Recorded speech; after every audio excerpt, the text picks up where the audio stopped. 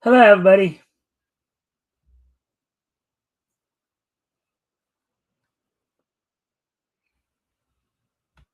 All right, I'm sorry. I do need to go off camera here real quick because I just realized I forgot. I think I forgot to do something this morning, so I'll need to double check something here. But I'll be right back. I'll put some music on while I'm gone, and then we'll talk about what's happening.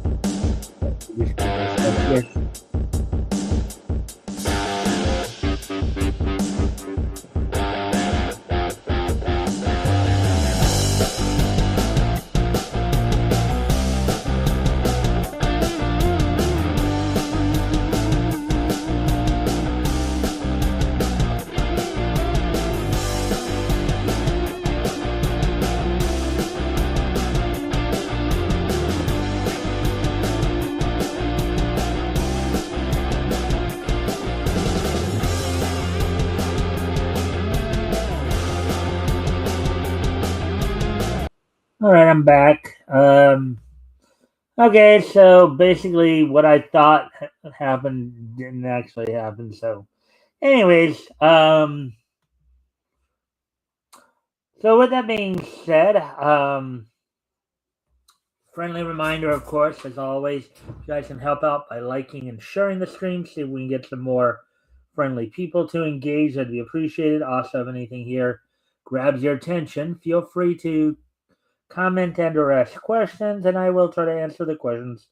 That's my ability. So, okay, we're already at the 2 minute mark here, so we're just waiting for people to show up. I'll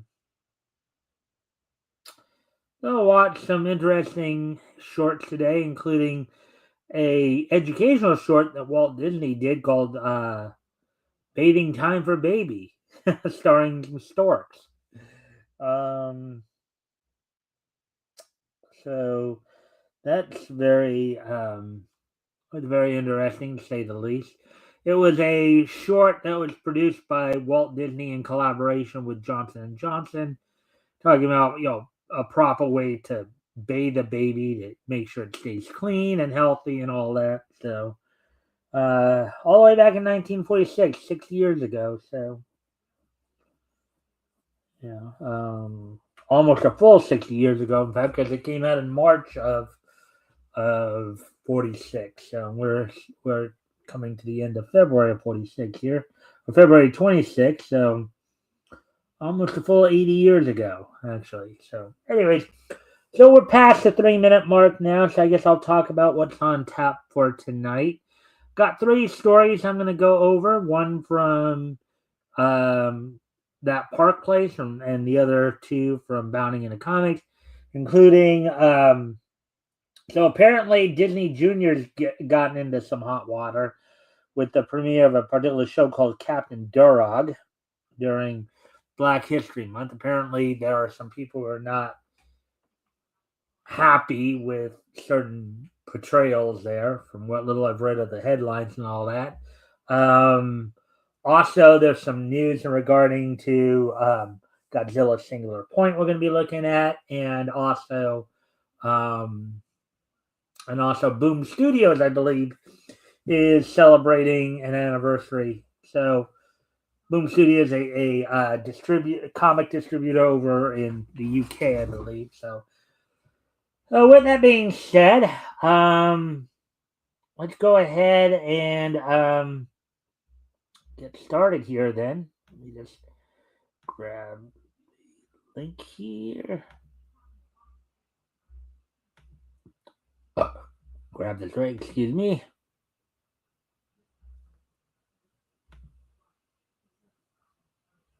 And as I said, this goes out to both my YouTube and my Rumble viewers. If you guys haven't already, you guys can help out by liking and sharing the stream. See if we can get some more friendly people to engage. That'd be appreciated. Also, if anything here grabs your attention, feel free to comment and or ask questions, and I will try to answer the questions to the best of my ability. So, with that being said, let's go ahead and get started here. No, that was not what I was trying to do. They must have thought I was. All right, so Disney Junior's Captain Durog sparks online race debate over character design. I guess that's Captain Durog right there.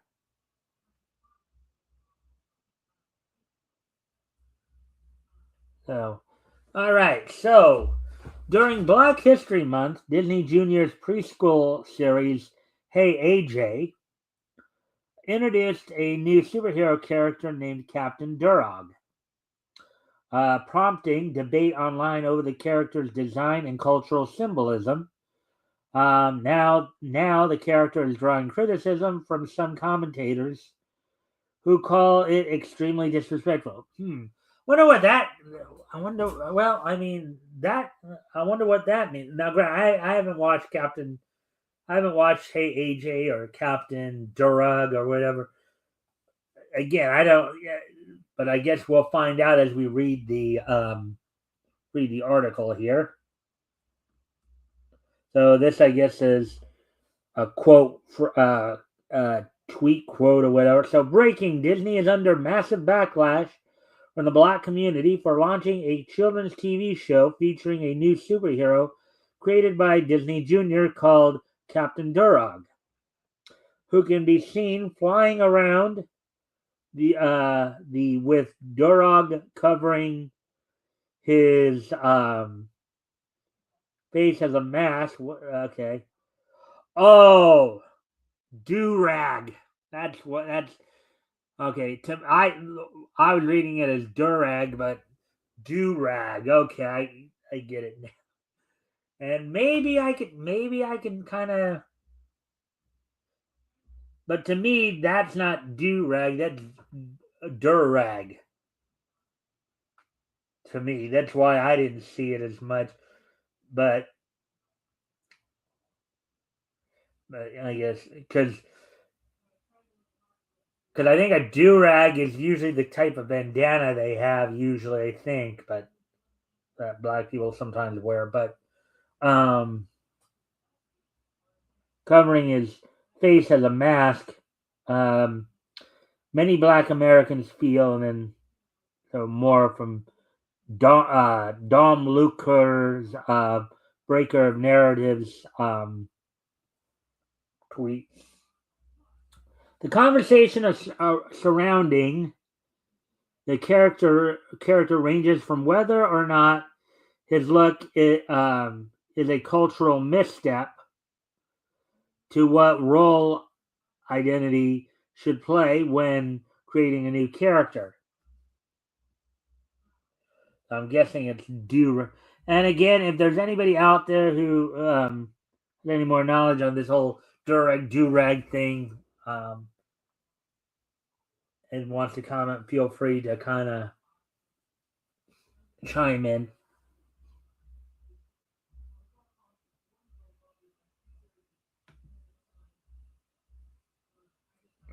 All right, so let me check the. All right, had to check the Rumble separate. So Captain Durag's origin. Hey AJ is based on a series of books by Martellus Bennett, a former NFL player, who published his first children's book in 2016, so 10 years ago. When Disney Plus announced the animated series, it described it as a, quote, whimsical and music-filled family comedy about an imaginative young girl, along with her stuffed bunny sidekick, uses her big imagination to make ordinary life moments extraordinary.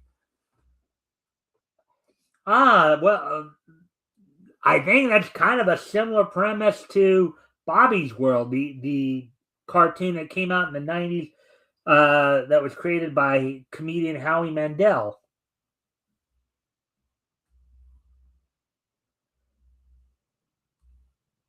Let's see, what's the girl's? I guess AJ is the name of the girl. I guess AJ has similar theme to Bobby's World from back in the 90s. Anyways,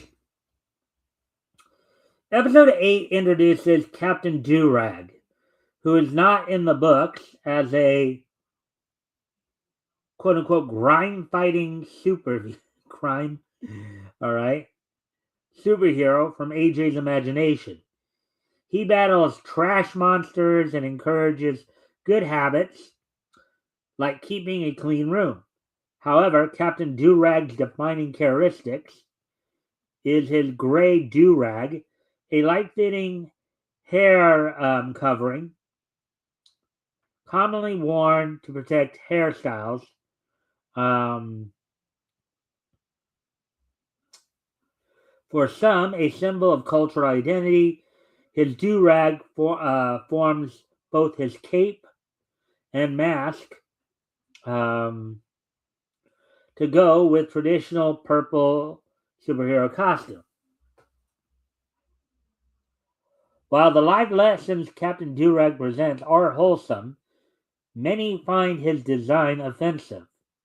And Disney is again facing debate over the over their choices. I mean,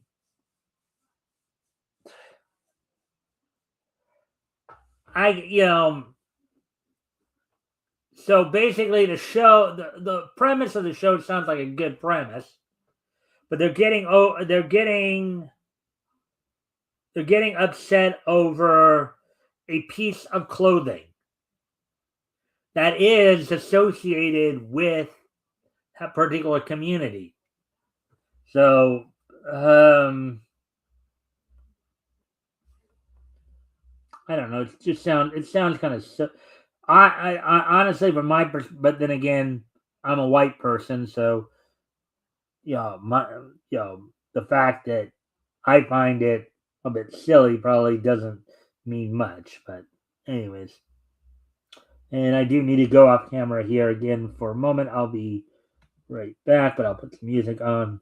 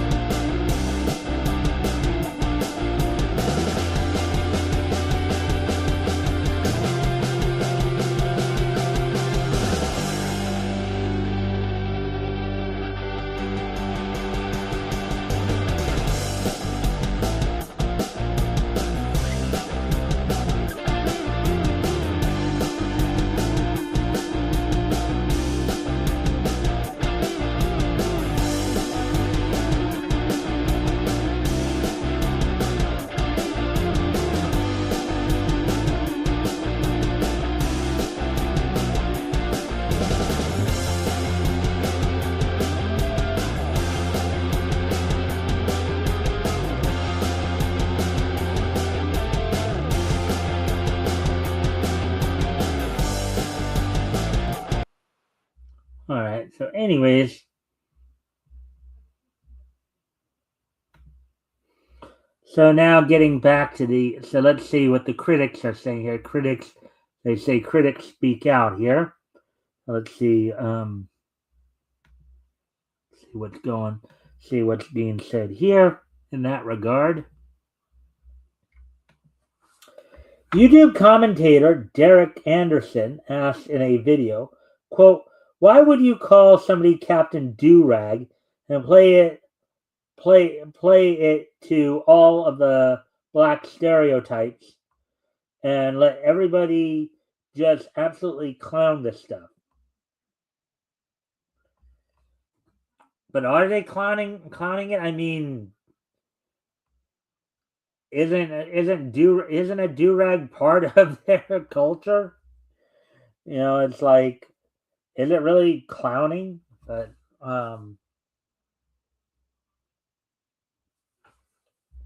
comic book creator Eric July suggested that many creators hyper-emphasize certain cultural aspects, making them the defining traits of the character. When that happens, he said, the result isn't heroes who happen to be black, but are black heroes. Quote, it all has to signal culture, unquote, he said. Quote, this happens because a lot of these creators aren't making material to entertain audiences. They're making material to impress their peers or ideological allies. Hmm. Now I think Eric makes a pretty good point there.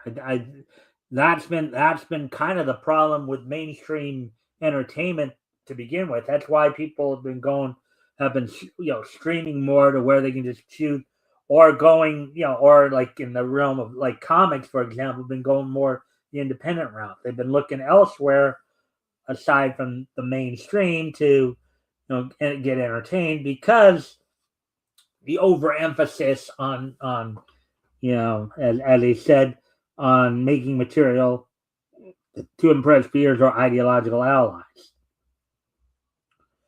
July said he doesn't know if that was the case with Captain Durag. However, he suggested that it represents a larger problem in the creative space, where characters are not made interesting and relatable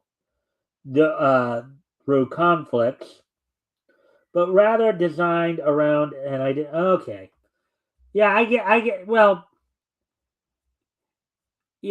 I would say a better criticism, Captain Durag, would probably be not as much leading into as much the racial stereotypes, but just more presenting him just as a person, not as a black person, but as a person. You know, regardless of your skin color, right?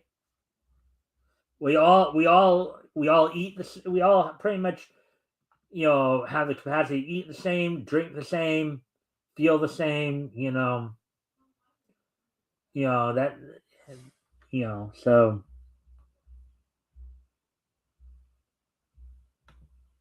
Hmm. Anyways, creators respond while Disney remains silent. Camille Corbett, who created Captain Durag for Hey AJ, responded to the criticism. So there's a female, obviously, I guess, telling the New York Post, quote, "Watch the show," unquote. The Jamaican American artist and comedian added, quote, "As a scholar, I'd never speak on anything I've never experienced," unquote.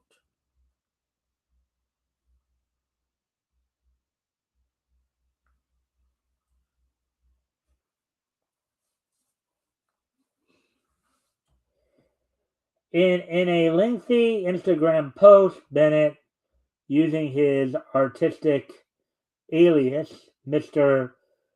Tomonoshi, wrote that, quote, "Captain Durag is about empowering the ordinary objects in black life like a durag," unquote.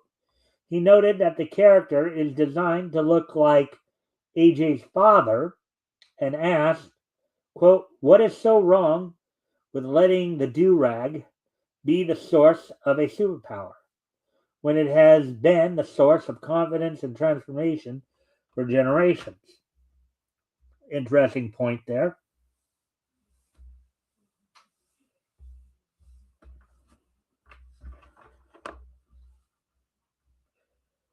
Interesting point there from Bennett there, Mr. Tomonashi. Disney reportedly removed clips from the show that featured Captain Durag from its YouTube page. Whether that was routine content management or a quiet response to an unfavorable reaction is unknown. However, it was a move that prompted additional questions from some viewers.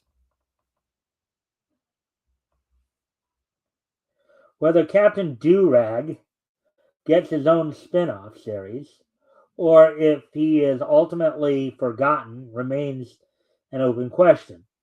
For now, the debate reflects broader questions about representation and character design in children's media. What do you think of Captain Durag? Let us know in the comments. Kind of hard to say, because I mean,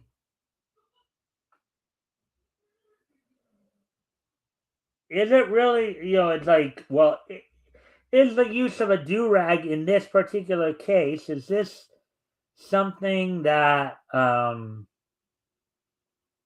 First off, what was it? Was it the creator? Was it? The questions you have to sometimes ask yourself here is, well, first off, was it the creator's intention to be offensive? Another question to ask is the creator somebody who is a part of the community that's supposed to be represented in its creation? In other words, is the person who created Captain Durag here, are they a member of the black community? And if they are a member of the black community, then a lot of these accusations of it basically saying, well, you're clowning on black culture. Well, what if let's say the person who created the show, Hey AJ, or created the character, would that basically mean that they're clowning on themselves? You know, those I think are things you have to seriously look at when you're evaluating something like this. And again, feel free to chime in. To my viewers both on Rumble and on YouTube. Feel free to chime in if you guys have anything you want to add to the conversation there. We can discuss it further. Anyways, with that, it doesn't seem like there is any comments coming in for this article. I guess we'll get ready to move on to the next article. Head over to Bounding into Comics to basically go over the next couple articles. One about Godzilla's Singular Point and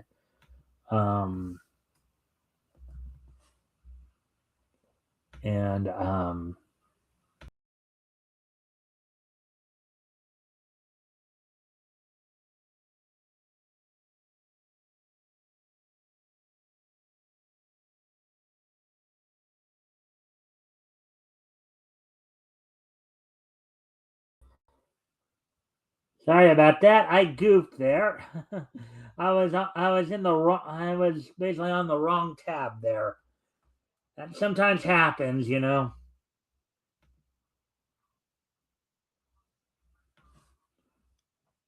But anyways, I went to the right tab here. Now let's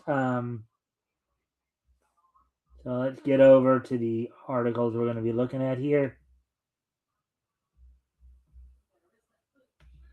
Got a couple of articles we're going to be covering here from, and so, as soon as I bring it up here, of course.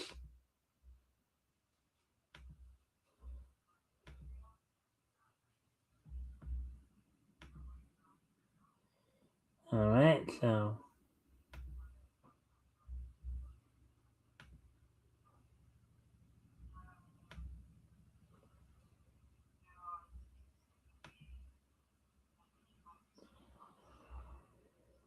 Anyways.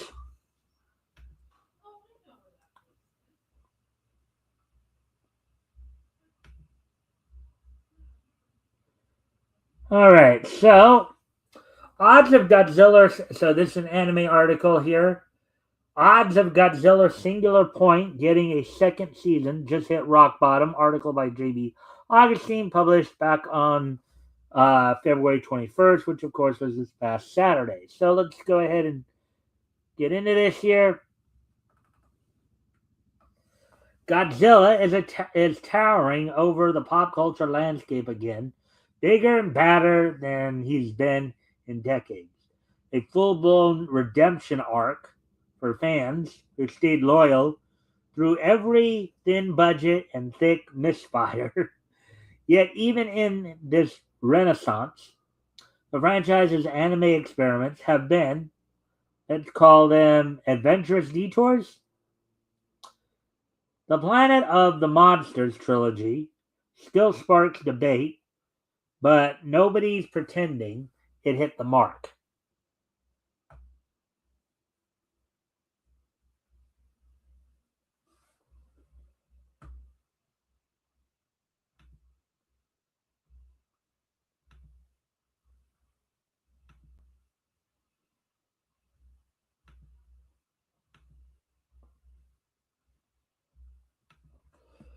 That hasn't stopped Toho from spelunking deeper into the animated realm, chasing new lore threads and wild tonal swings. But one of those swings may have snapped the bat in half. Godzilla's Singular Point ended on a deliriously convoluted cliffhanger, complete with a Mechagodzilla tease, and 5 years later, the silence around season 2 is starting to feel less like a pause and more like a funeral. Officially, Singular Point hasn't been renewed. Unofficially, the silence is deafening. Some corners of the fandom still insist a renewal is inevitable, but their optimism is getting doused with ice water thanks to new intel.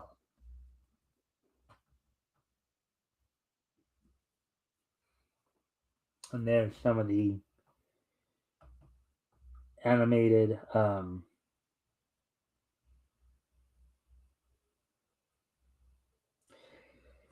in a recent YouTube upload, Kaiju Chronicler and fan oracle D-Man 1954 dropped a brief but telling update on the state of GSP S2, the Singular Point Season 2.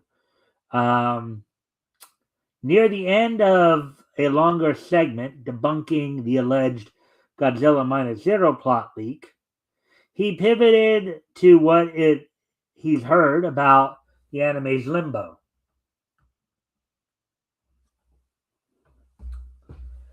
D-Man didn't spill the whole plot, a pot of tea, but what he did say is enough to crush a lot of hopes. Season 2 wasn't just discussed, it was planned, prioritized, and moving. Then behind the scenes, the entire thing collapsed. He knows why, but won't betray confidence. And he's clearly frustrated with people who leak privileged info just because they have a megaphone.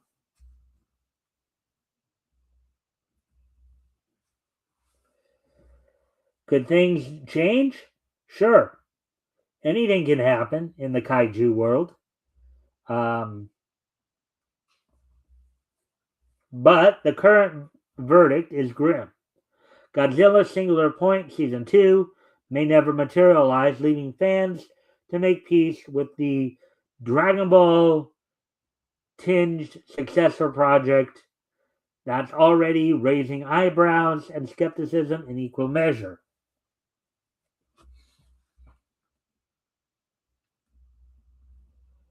Oh, that was a quickie. That was a quickie.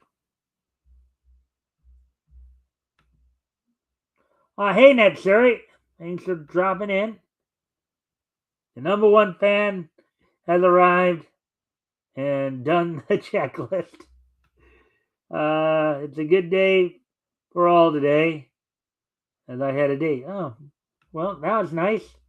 Good for you, my friend.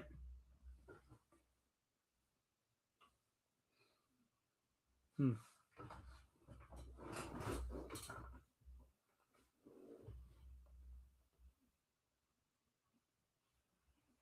Anyways,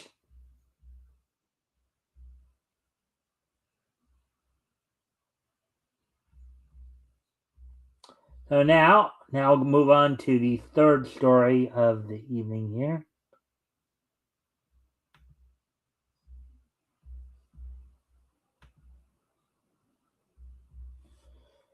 The third and last story we're going to be looking at here is Boom Studios has some news here. Boom Studios celebrates 40 years of Hellraiser with new comic book series. Article by Dante Eriks, published today, February 23rd, 2026. Well, let's get into this here. In addition to the upcoming video game Clive Barker's Hellraiser revival, it appears that 2026 is shaping up to be a year of flesh, hunger, and desire.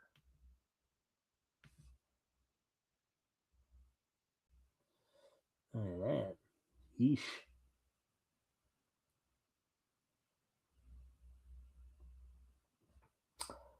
First reported by Popverse, Boom Studios, parentheses here, Something is Killing the Children, and Berserker, Berserker, have announced that they reacquired the rights to the Hellraiser franchise, will be releasing brand new stories this year to celebrate the 40th anniversary of Clive Barker's disturbing 1986 novella, The Hellbound Heart, that served as the basis for the film that was released the following year.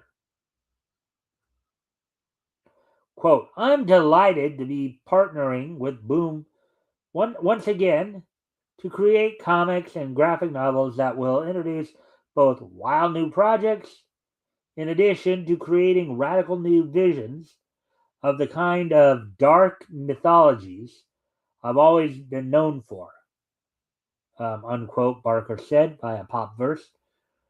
Quote, there are a lot of doors waiting to be opened and worlds of weird fantasy and horror waiting on the other side, unquote.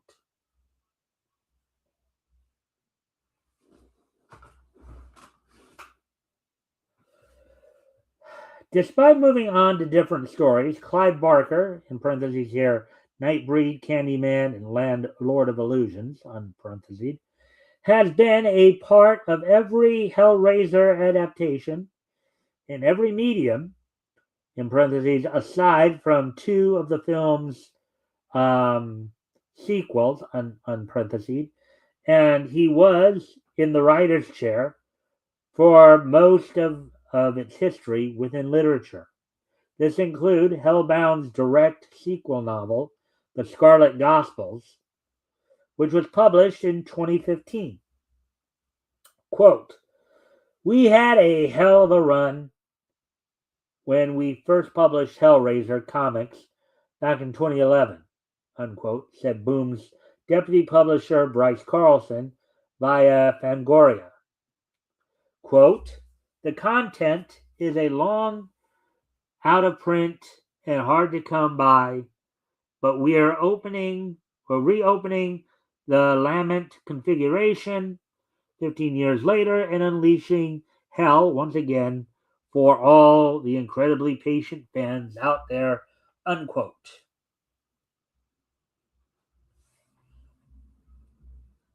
See if there's anything.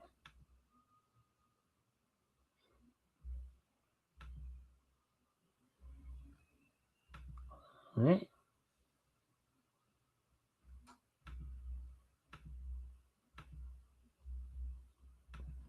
Nostalgia to some, childhood trauma to others, Clive Barker's Hellraiser has come a long way since the legendary author introduced horror fans to the dark, sadistic world of the Cenobites.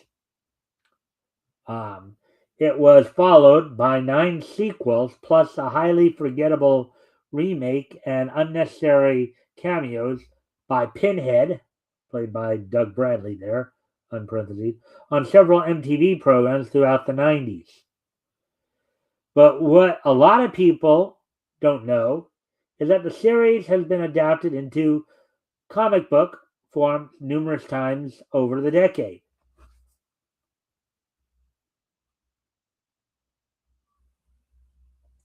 The first came through Marvel's imprint Epic Comics, which ran from 1989 to 1994, included the main story crossovers, single issue stories, and a few miniseries events.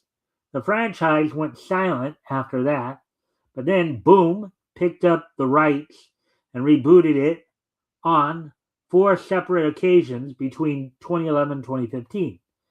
After 11 years of silence, parentheses, save for a 2-volume Flash in the Pan by Seraphim Comics in 2017. They are ready to reopen the gates of hell once again. There are still no details about the release date or what the book's plot will be. But Boom will also be launching a special direct reserve campaign that collects the entire out-of-print run of their aforementioned original Hellraiser series in 2011.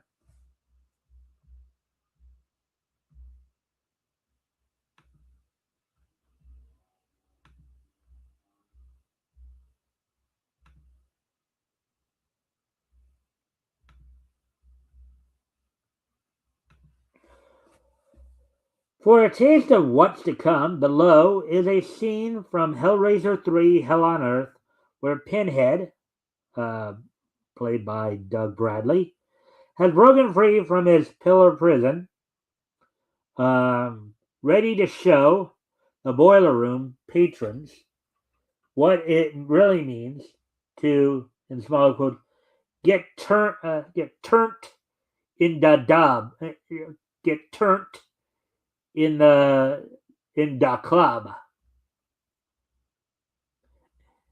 And you can watch it on YouTube. It's an age-restricted video, I guess, due to the fact that, of course, it may come off as kind of grotesque. So, anyways, well, that's all we got for the articles. So, I actually do need to step away from the computer for a moment, so I'm going to turn some music on while I'm gone, but I will be right back. So I'll be right back.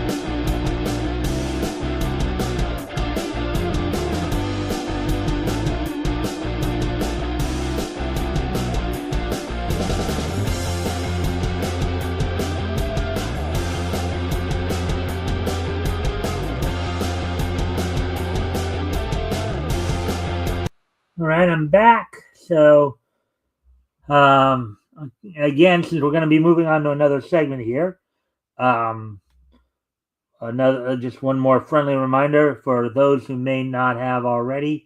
You guys can help out by liking and sharing the stream. See if we can get some more friendly people to engage. That'd be appreciated. Also, if anything here grabs your attention, feel free to comment and/or ask questions, and I will try to answer the questions to the best of my ability. With that being said, let's now, of course, get ready to move on to wrestling wrap up. We're gonna, of course, look back over the weekend's activity, weekend's events. You'll look back to Friday Night SmackDown and Saturday's Collision. Look ahead to tonight's Raw, as well as kind of update on Elimination Chamber coming up this weekend.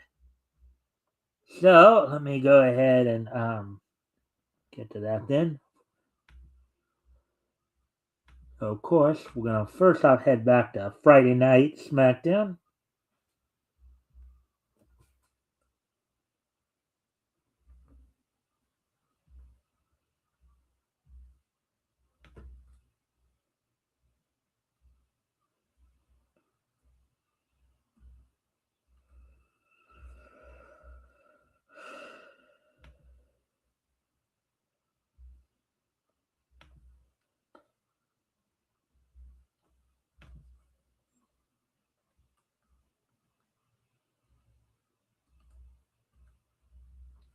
So from Friday Night SmackDown, which of course um, took place from the Amarant Bank Arena in Sunrise, Florida, with Wade Barrett and Joe Tessitore on commentary. The show opened up with a match between Tama Tonga and Ilya Dragunov, in which Tama Tonga of the MFTs was victorious, hitting the cutthroat on Ilya Dragunov um, at 9:41. Of course, Tama Tonga had the other members of the MFTs in their corner. In the women's elimination chamber qualifying triple threat match, Kiana James got what many consider to be an upset over Charlotte Flair and Nia Jax, to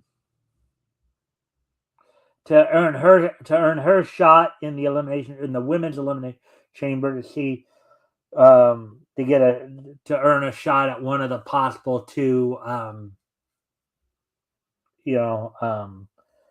women's champions. Obafemi defeated Kit Wilson in 3 minutes 57 in a dominating performance. Obafemi did not take too kindly to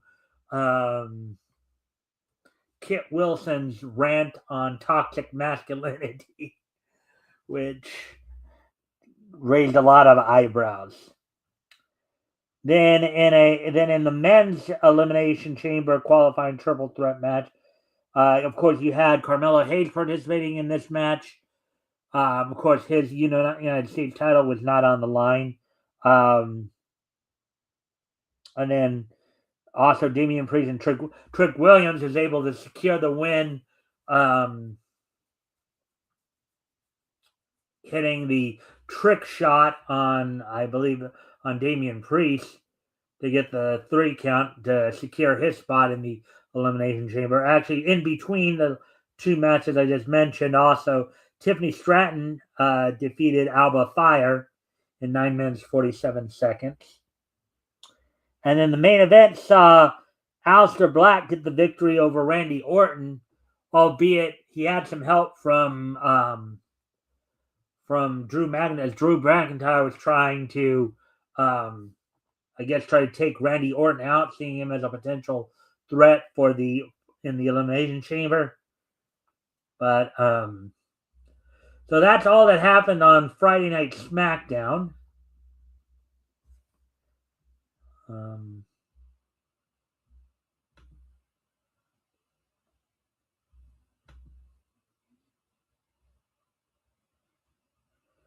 And we just kind of, all right. Now, of course, we're going to move on to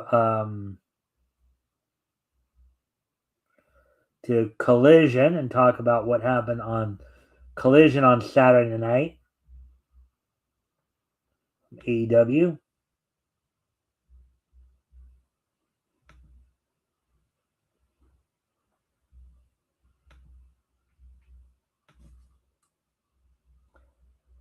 As Collision, AEW Collision, came from the Front Wave Arena in Oceanside, California, with Excalibur and Tony Schiavone on commentary. So no Nigel McGuinness this week for some reason.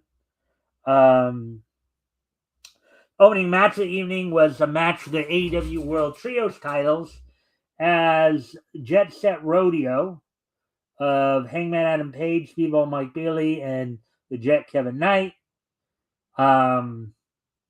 defeated the demand of national champion Ricochet, along with the Gates of Agony, Bishop Khan, and Toa Leona in 14 minutes 29 seconds. Young Bucks got a victory over the Swirl in 10 minutes in a tag team match, hitting believe it was Blake Christian with the V trigger.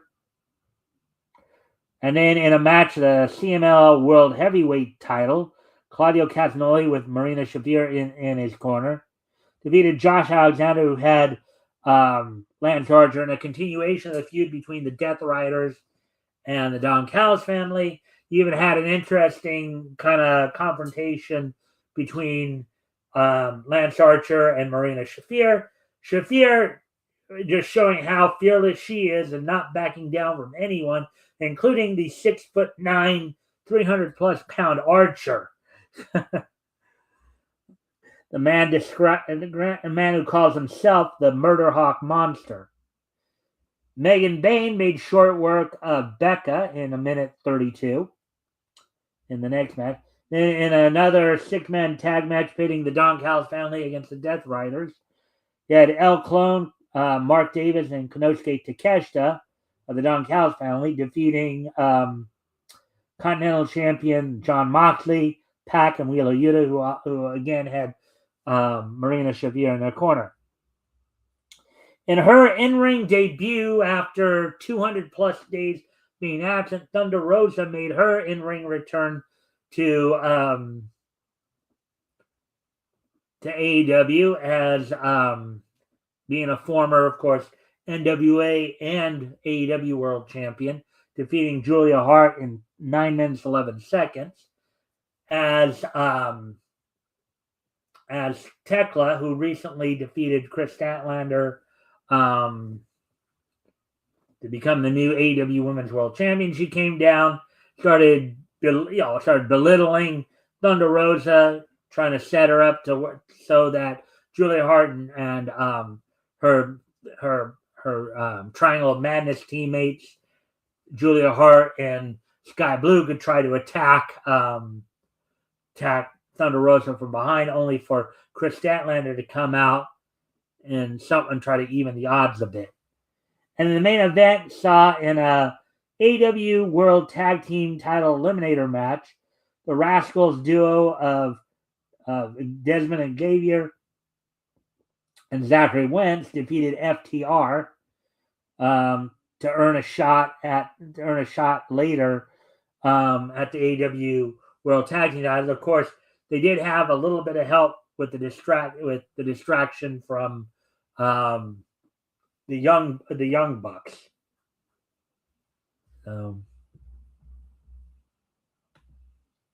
There we go with that. So there we go with that one. So now let's go ahead and take a look ahead to tonight's Raw.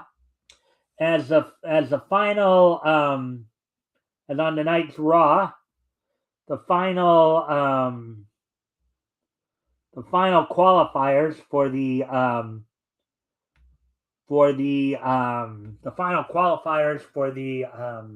Elimination Chamber will be happening tonight. Also, tonight's Raw is a dedicated tribute to the career of AJ Styles, coming from State Farm Arena in Atlanta, Georgia. with Michael Cole and Corey Graves on commentary. In the men's the final men's qualifying triple threat match for to enter the Elimination Chamber, you have one half of the World Tag Team Champions, Jey Uso, taking on Bronson Reed of the Vision and El Grande Americano. Let me see. I'm not sure which El Grande, if it's the original, or I think it's the original El Grande Americana.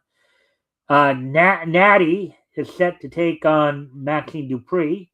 In the women's Elimination Chamber qualifying triple threat match, Io Sky, one half of the women's tag team champions, takes on one half of the Kabuki Warriors, Kairi Sane, and also Raquel Rodriguez of the Judgment Day.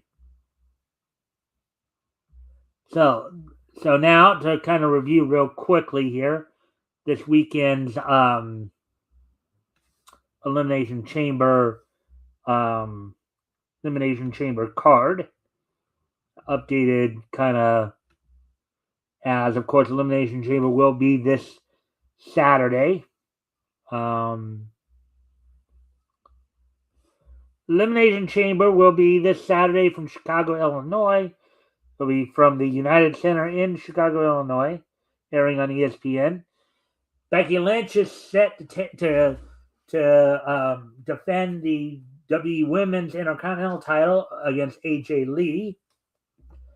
And then in the Elimination Chambers matches, in the Women's Elimination Chamber match, already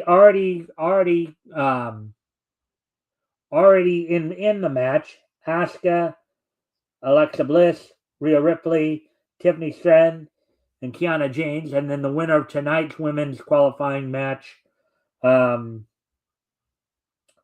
will be the last participant.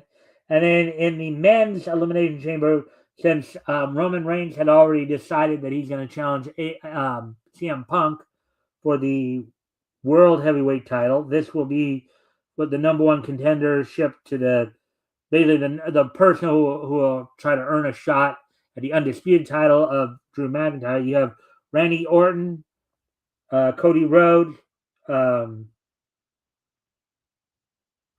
Knight, Javon Evans, and Trick Williams. And the winner of tonight's men's qualifier will join those five. And then CM Punk is set to defend the World Heavyweight title tonight in Chicago against Judgment Day's Finn Balor. Well, that's all we got for the wrestling wrap-up for you guys tonight. So now, with today being, of course, Monday, Monday, February 23rd, 2025, let's go ahead and take a look back at this day in Nietzsche history. So let's see, 2011, 1986.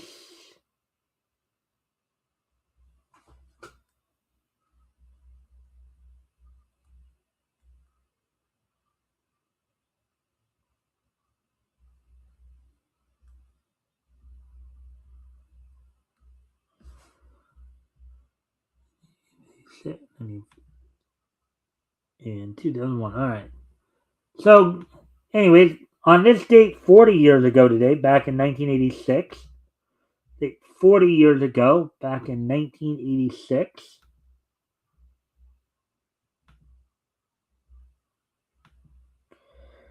Dick Slater would regain the Mid-South North American title from Jake Roberts in Oklahoma City. Jake Roberts had won it from Dick Slater 9 days earlier, but Dick Slater would regain the belt against Jake Roberts in Oklahoma City here after Jake had won it from him in Houston.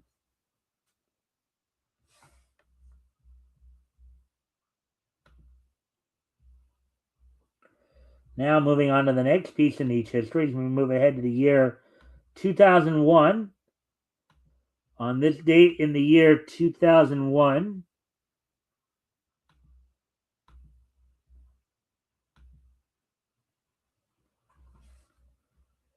Distributed by 20th Century Fox, 1492's Monkey Bone, which is a 2001 American dark fantasy comedy film directed by Henry Selick, written by Sam Hain, would premiere in movie theaters on this date back in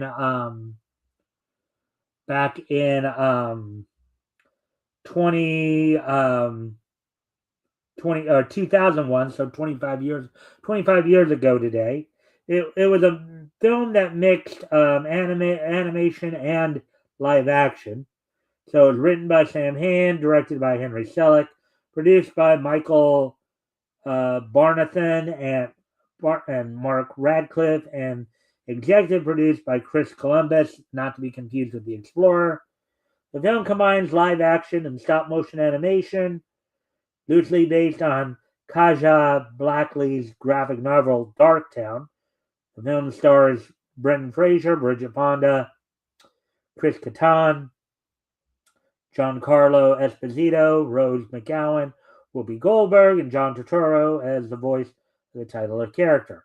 It tells the story of a cartoonist who falls into a coma where he ends up in the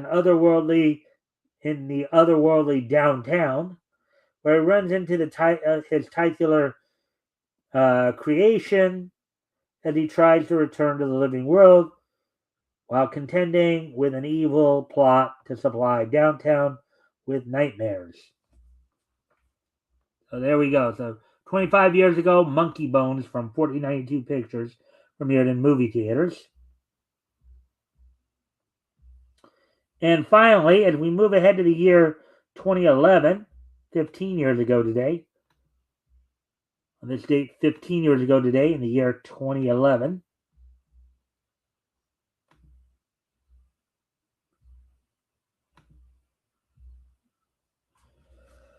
the 20th issue of Gotham City Sirens went on sale on this date back in 2011. Sold for $2.99. It was 32 pages. The story was titled Hell Hath No Fury, featuring Catwoman and Harley Quinn. Written by Peter Calloway, penciled by Andres Gulinaldo, art by Ramon E. Box, inked by Lorenzo Rugleco, lettered by Steve Wands, and Jonathan D. Smith doing the coloring. So the 20th issue of Gotham City Sirens went on sale on this date 15 years ago today. So with that, I do thank everybody for being here tonight. I hope everybody enjoyed the show. Of course, we'll be back here with more Niche News tomorrow. And don't forget, this Sunday I'll be joined by Apex from Apex Comics.